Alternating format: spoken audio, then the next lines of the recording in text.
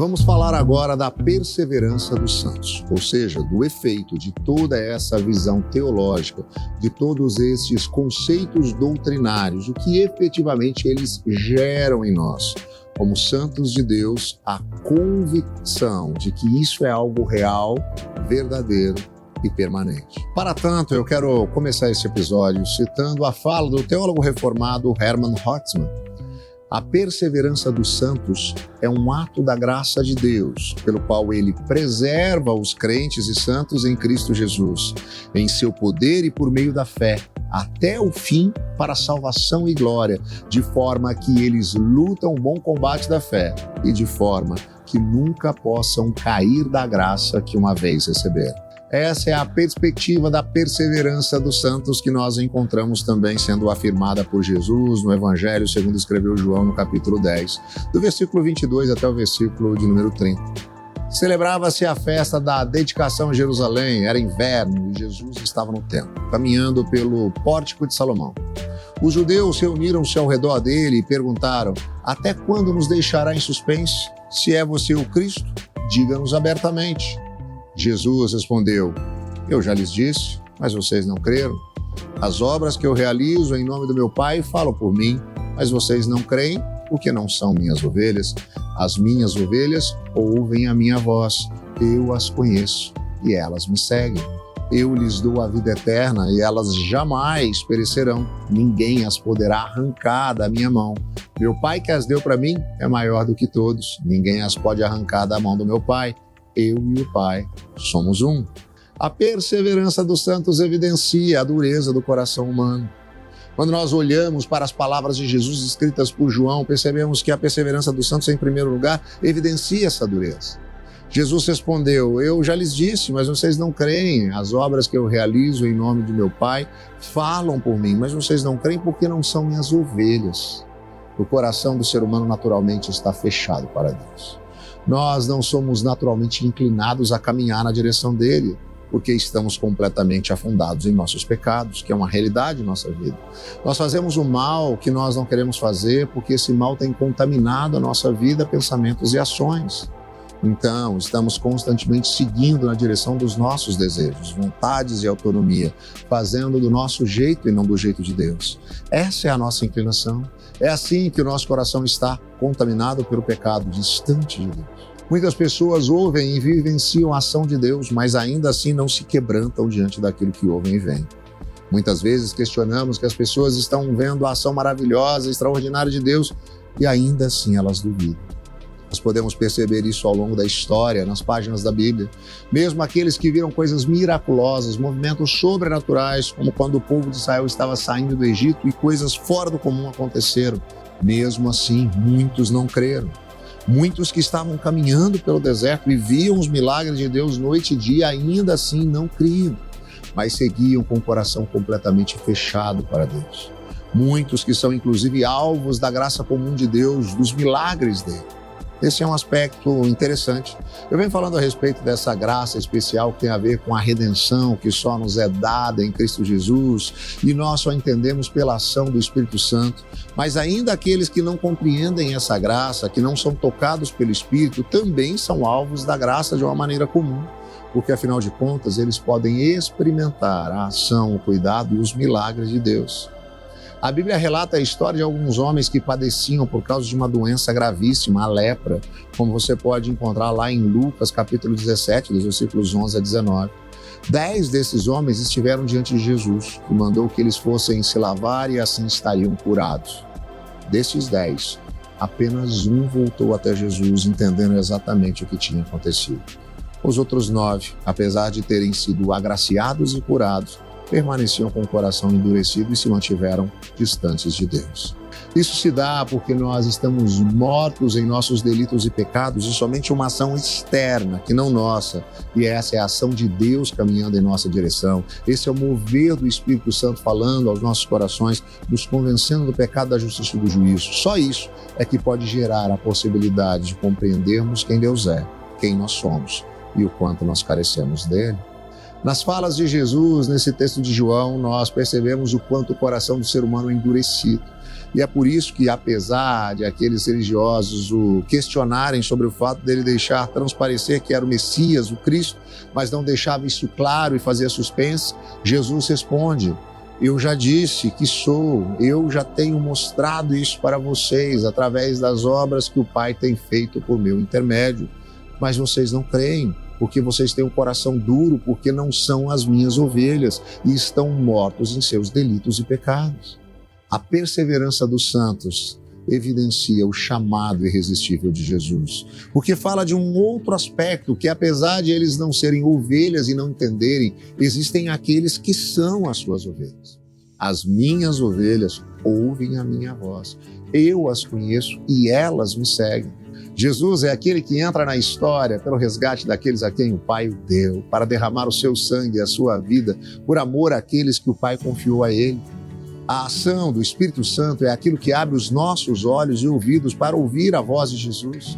Isso é incrível e inexplicável. Eu sei que quando falamos sobre esse assunto, ficam alguns questionamentos, por que isso ou aquilo aconteceu em determinado momento e não antes, por que acontece com um e não com outros, por que alguns ouvem e outros não.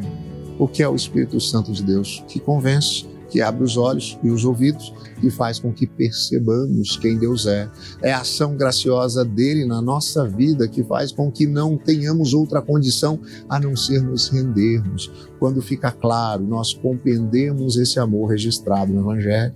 Jesus diz que conhece as suas ovelhas e ele nos conhece intimamente. Ele sabe exatamente como funciona o nosso coração. Quais são as nossas necessidades, quais são as nossas frustrações. Ele conhece as nossas limitações, ele age na nossa vida a partir de quem nós somos. A ação de Jesus não é meramente espiritual, mas ela é integral, porque diz respeito ao nosso espírito, à nossa salvação, pelo seu mover redentor, mas há também a ação de Jesus de cuidado para conosco, no que diz respeito à nossa vida, ao nosso físico e às nossas emoções. Ele é aquele que age a partir das especificidades que você e eu temos. E ele está afirmando: eu conheço as minhas ovelhas. Eu sei do que elas precisam, quais são as necessidades delas. E isso nos traz segurança, alegria, paz e esperança. Jesus continua dizendo que essas ovelhas são aquelas que o seguem. As atitudes do discípulo de Jesus devem refletir o seu próprio caráter. Quando compreendemos que fomos alvo do amor de Deus e que isso se deu de maneira graciosa, não pelo nosso merecimento, capacidade, mas exclusivamente pela ação do Espírito Santo em nossa vida, o nosso coração fica constrangido e nos faz responder ao chamado dele e caminhar na direção que ele aponta. Por isso, nós passamos a seguir os seus princípios, preceitos, valores e refletir o seu caráter em todas as nossas atitudes. Nós não fazemos isso para conquistar ou merecer seu amor, mas em resposta ao amor com o qual ele já nos amou, porque nós fomos alvos dele, fomos chamados por ele, ouvimos a sua voz, nossos ouvidos e olhos foram abertos e agora temos uma nova vida. Jesus é aquele que faz na nossa vida novas todas as coisas. Ele é capaz de nos transformar independentemente do que tenhamos vivido ou feito. Ele é poderoso para fazer isso e muito mais. O chamado dele é irresistível porque não tem como você dizer não para a melhor notícia que você já recebeu. O próprio Espírito toca o seu coração e abre os seus olhos e agora você não pode mais ignorar, não é mais ignorante. Você vê e enxerga o quanto você estava distante, qual era o seu fim. Você estava condenado, mas agora, pela graça de Jesus, pode ter esperança de que um dia os seus olhos vão se fechar para a história, mas vão se abrir para a eternidade. Você estará diante do Criador, na presença do nosso Redentor. Ainda a perseverança dos santos evidencia a fidelidade de Deus. Eu lhes dou a vida eterna, e elas jamais perecerão, ninguém as poderá arrancar da minha mão. Jesus está dizendo que a sua obra, o seu sacrifício, o que ele haveria de fazer e que ele iria até as últimas consequências para pagar a dívida que aqueles que eram seus tinham. Esses jamais perecerão, ninguém poderá arrancar da sua mão. Vida eterna não diz respeito ao merecimento, é graça. E se é graça da parte de Deus, ele não fica mudando de ideia. Um dos seus atributos diz respeito à sua imutabilidade. Deus tem mais coisas para fazer do que ficar sentado com um bloquinho, um lápis, uma borracha, olhando se nós merecemos estar com o nome escrito no livro da vida. Ele não fica olhando se nós ajudamos uma pessoa a atravessar a rua, levamos comida para quem precisava, para escrever o nosso nome no livro da vida. Ou se nós brigamos no trânsito ou fizemos qualquer outra coisa errada para pagar o nosso nome do livro da vida. Nós diminuímos demais o sacrifício de Jesus quando temos essa mentalidade tão pequena e colocamos o foco em tudo que fazemos ou deixamos de fazer. O foco não está naquilo que nós fazemos, mas naquilo que Ele fez. E no momento que começamos a colocar um monte de outras coisas para validar o sacrifício de Jesus, estamos dizendo que Ele é insuficiente. Não podemos pensar dessa maneira. Quando Ele entra na história, morre por nós. Esse sacrifício é real. Quando o Espírito de Deus toca o nosso coração, faz com que os nossos olhos vejam, constrange os nossos corações. Isso é completo, não para no meio. Então, Ele não muda de ideia. Jesus está dizendo, ninguém vai arrancar da minha mão, porque nada pode nos separar do amor de Deus, como escreveu o apóstolo Paulo. Pois eu estou convencido de que nem morte, nem vida, nem anjos, nem demônios, nem o presente, nem o futuro, nem quaisquer poderes, nem altura, nem profundidade, nem qualquer outra coisa na criação será capaz de nos separar do amor de Deus que está em Cristo Jesus, o nosso Senhor. Isso se fez claro para nós pela ação do Espírito Santo, nós não perdemos mais isso.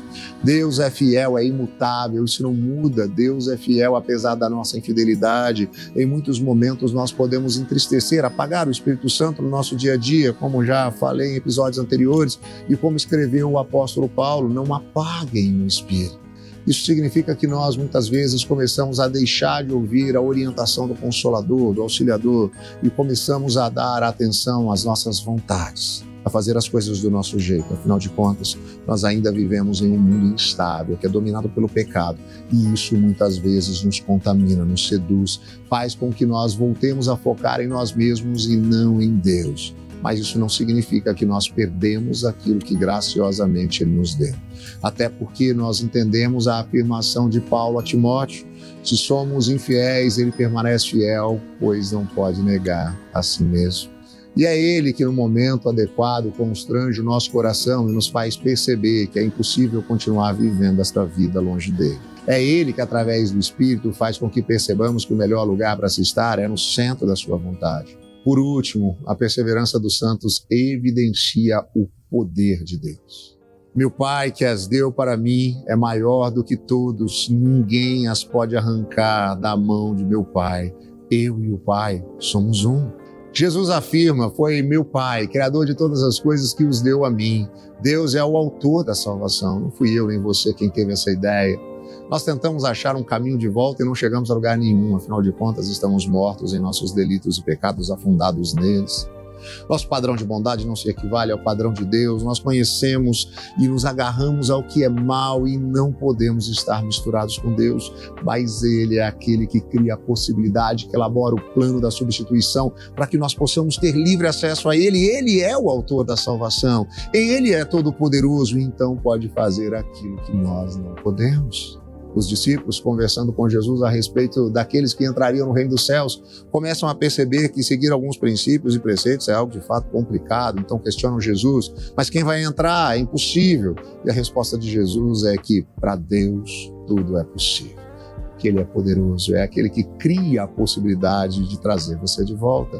Ele e somente Ele, em sua soberania, que prepara tudo para ter você com Ele. E isso traz um efeito surpreendente para a nossa vida, pois nos faz depender dele. Não existe nada que eu e você possamos fazer que vai levar a Deus a nos amar mais ou menos. Ele nos ama e nos trouxe para Ele em Cristo Jesus. Ele olha para nós e nos ama e age amorosamente porque Ele vê o primogênito entre nós, o Filho amado em quem Ele tem prazer. Ele vê o sacrifício redentor de Jesus. É por isso que Ele nos ama, porque quando Ele olha para nós, Ele vê Jesus. E Jesus Cristo é o Deus encarnado. Eu sei, isso nos confunde às vezes, pensar que Deus enviou Deus para entrar na história, mas é importante termos essa consciência de que Jesus não era simplesmente um cara com bons princípios, um vanguardista, um revolucionário à frente do seu tempo. Jesus não era nada dessas coisas, era quem Ele disse ser, o próprio Deus encarnado. E se não for isso, não vale a pena segui-lo. Parafraseando as palavras do escritor irlandês C.S. Lewis, se Jesus não é quem Ele disse ser, Ele era um louco, um mentiroso e não vale a pena ter nenhum tipo de relacionamento com Ele. Seguir ou ouvir o que Ele tem a dizer. Mas se Jesus é quem Ele disse ser, o próprio Deus encarnado, temos que nos render aos seus pés. O texto de João afirma que nós perseveraremos, estaremos com o Pai e que nada pode nos arrancar da mão dele, da mão do Pai. Ele diz que ele e o Pai são um. Jesus proclama aqui a sua divindade e mostra o poder de Deus, a salvação. Deus é aquele que pode nos assegurar a respeito da nossa salvação. Hoje, eu e você podemos responder a seguinte pergunta: você tem certeza da sua salvação? Nós podemos dizer que sim, quando nós entendemos que fomos tocados pelo Espírito Santo, aquele que nos convenceu do pecado, da justiça e do juízo, porque o Deus que nós cremos é poderoso para fazer isso, e quando Ele faz de maneira completa. Assim como diz o texto, estou convencido de que aquele que começou boa obra em vocês vai completá-la até o dia de Cristo Jesus. Ele conclui, não para na metade, ele vai até o fim. O Deus que chamou você não lhe deixa no meio do caminho. É aquele que continua trabalhando em você, levando você na história, na direção da maturidade, e que tem preparado para você na eternidade um lugar para que você possa viver efetivamente como nós fomos criados para viver, a presença gloriosa e maravilhosa do nosso Criador, onde não haverá mais o pecado. E, consequentemente, não haverá mais dor, nem morte, nem tristeza, nem lágrima. Esse Jesus poderoso é o Jesus que nós cremos. Quando nós compreendemos as doutrinas da graça, a percepção da soberania de Deus, nós temos segurança, porque nós não cremos em um Deus pequeno, que muda de ideia a qualquer momento.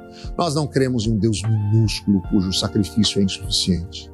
Nós cremos em um Deus poderoso, de ações efetivas, verdadeiras. E nós cremos no Cristo Redentor, cujo sacrifício é eficaz, eficiente e pode nos trazer para Ele de uma maneira que nós não conseguiríamos nunca fazer. Pastor John Piper, falando dessa temática, afirma: qual é a conexão entre esta segurança, essa perseverança prometida e a cruz do nosso Senhor Jesus?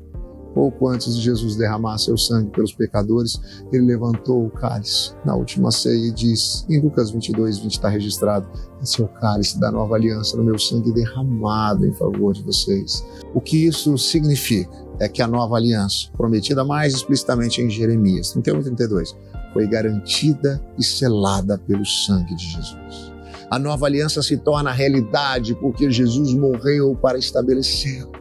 E o que a nova aliança assegura para todos os que pertencem a Cristo? Perseverança na fé até o fim.